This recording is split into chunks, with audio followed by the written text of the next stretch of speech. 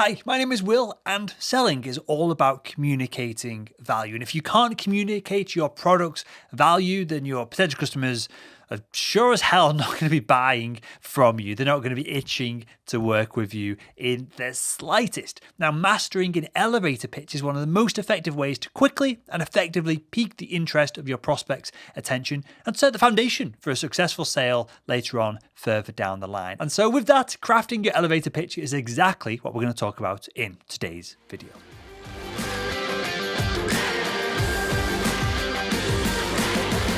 More than most professions, sales reps know that time is precious, and everyone, whether it's a secretary, an executive, a career buyer, or even a coffee deliverer, everybody takes how they spend their time seriously. And if you've ever cold called, you know exactly what I'm talking about. Have you ever been through a morning of cold calling where you've just been hung up on over and over again? People don't see the value of your pitch, and they're not gonna let you waste their time letting you finish it. Now, for salespeople, this presents a bit of a conundrum, because how the heck do you communicate all of what you do, your product, your services, value in just such a small sliver of your prospect's time? That's where an elevator pitch comes in. The elevator pitch is meant to quickly and effectively tell your prospects exactly what it is you do, how you solve their problems, but a well-crafted elevator pitch isn't just helpful when you're stuck in a room with someone for 20, 30 seconds. It can also boost your cold calling success rate. It can refine your messaging in your follow-up emails and even get meetings set off to a good start as well. So what does a great elevator pitch look like? Well, let's jump in and see. So step one of a highly effective elevator pitch is the clean open. This step is all about being clear and straight to the point with your prospects. Be sure to cut the crap, nix any industry jargon, and toss aside any and all buzzwords here. Essentially, you want to create a single sentence that tells your prospects exactly what you do, who you help, and how you can help them. So to accomplish this, all you've got to do is follow a incredibly simple formula. You just got to share with your buyers that you help X people do Y thing with Z solution. I help X people do Y thing with Z solution. That is it.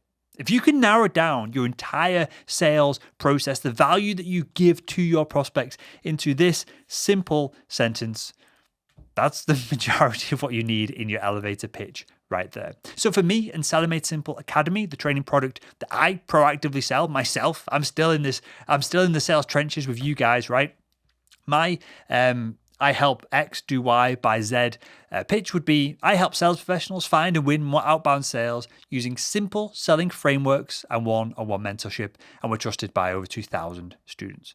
I help sales professionals with more outbound sales with simple selling frameworks like this framework that you're looking at on the screen right now. And that's it. It's that simple. And anyone can use this formula. You can go, hey, I help small businesses stay compliant and reduce their liability by providing accredited and experienced tax consultation. There you go. There is I help X do Y by Z for an accountant. It could be, I help dog owners, pets look their best by offering beauty and grooming services. There you go for a dog groomer. See how easy this is? It's easy when you narrow it down, you take away all these other variables, you take away all these other elements of value that the buyer doesn't really care about, and you focus on what you do, how you do it, and the people you do it with. And when you start with a clear value-driven statement using this formula, you're setting the stage for prospects to better understand and internalize the next step of your pitch, which is the story.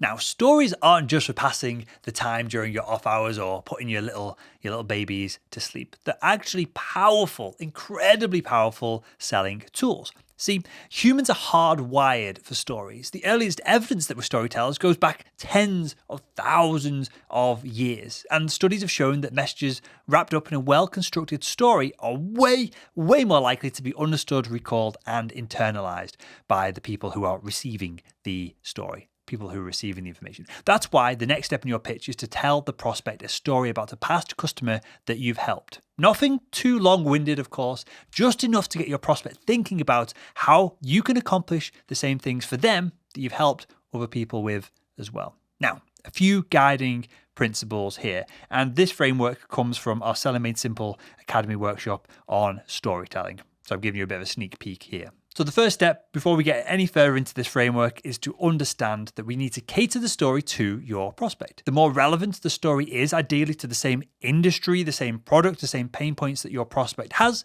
the more it's going to resonate with the individual that you're sharing it with. So first up, we need to identify the current reality of the buyer, of the prospect. Where are they at? What are they up to? What pains do they have? What does their day-to-day life look like? Next, we need to identify and agitate the pain, this step of unresolved pain here for the prospect. In the story, describe a problem that a past client had that is similar to your prospect right now that you're doing your elevator pitch to. Do they have an inefficient team? Do they have unmet sales goals? Whatever it is, it should cause your prospect's ears to perk up and say, hey, that's the unresolved pain that I'm dealing with right now as well. And research here can be helpful, but if you've not got the time and this is a fresh contact, touch on problems that are common throughout the industry as well. Don't feel like you've got to dive too far into the numbers here. Remember, this is just an elevator pitch. Dig into the pain points of the problem. Is it bruising their reputation? Are they missing out on promotions because of this issue? This is so-called twisting the knife. This is kicking a sore knee. There's all kinds of terms that copywriters and marketers use to agitate the pain in this step of the story. So try and really help the prospect connect their world and then the pain that the person in the story faced as you're going through it. Next, you're going to point out any success barriers, or as we call them in Selling Made Simple Academy, blockers. So what stopped the customer from taking action once they decided to solve the problem? Was it an overwhelming number of possible solutions, the cost of change? Was the pain of implementing the solution not worth implementing it? So touch on these barriers too, and if possible, focus specifically on any that you assume you've hypothesized that the prospect you're doing the elevator pitch to might have dealt with in the past as well. Then comes the future reality. This is where we really start to level up the emotion that the buyer is going to go through. We want to illuminate the end result and connect the gap between the current reality and the future reality. We want to share how the story subject felt after having the problem solved. Were they able to outperform their goals? Did they finally get that big raise? Did they earn the respect from the C-suite that they have been chasing all along? What we're doing here is getting the prospect enthusiastic about the future. We're raising the level of emotion in this individual with the story. They too could feel those things, achieve those results, and earn that respect. And you're going to be the one that's going to help them there. Because if you've done a good job of getting the prospect to relate to the story of one of their peers, another person that you've sold to in the past, they're going to feel compelled to reap those same benefits for themselves. And once you've done that, you've built this reality bridge. You've taken the prospect from one side to the other. You're not the hero of this story. Your previous prospect is the hero. You're just the person who can help them get from one side to the other and protect them from some of these incoming arrows along the way. So once you've built and crafted this compelling story, the only thing left to add to your elevator pitch is step 3, which is the call to action. So after you've given your prospects a clean summary of what you do and you've told a quick story to really drive home the value that you can give them, it's time to inspire some action. What do you want your prospects to do now that they're aware of you? Should they head over to your website? Should they buy your product right now on the phone or right now in person? Or should you, more than likely, book a call in both your diaries in the coming days to discuss what you offer further?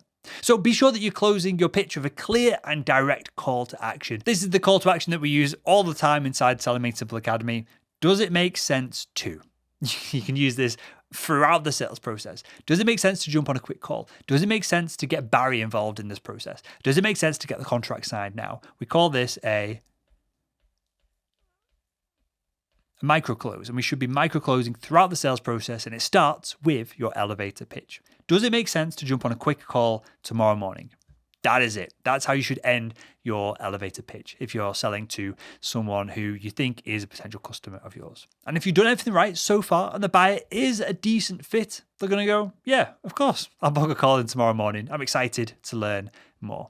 There we go. When you create and practice an elevator pitch based on this model, you're not only never going to be lost for words when someone asks, hey, what do you do on the way to the fourth floor when you're visiting one customer and there's a building full of other potential customers, but you can also use it in nearly all cold outreach methods, follow-up communications, if you're creating content on LinkedIn to get in front of your prospects, even final pitch strategies. This elevator pitch works amazingly well if you're in a room with the decision maker who knows what you're up to, and then a bunch of people that you need to get on board within the account. You need to do a quick presentation to get everyone up to speed. This is an amazing way, this elevator pitch strategy, this elevator pitch structure, to get everyone on board. All it takes is crafting a clean, open, so I help X do Y by Z, that formula. Next, number 2, you need to deliver a relevant story using the framework, which I just outlined from Selling Made Simple Academy. And 3, you need to give your prospects a clear call to action. Hey, does it make sense to do this? That's it. Simple, effective, and incredibly versatile. This is the elevator pitch to rule all elevator pitches. And with it, you're going to be well on your way to upping your sales game faster than ever before. And there we go. If you enjoyed this video, why not click the next video that's on the screen right now and continue making selling simple.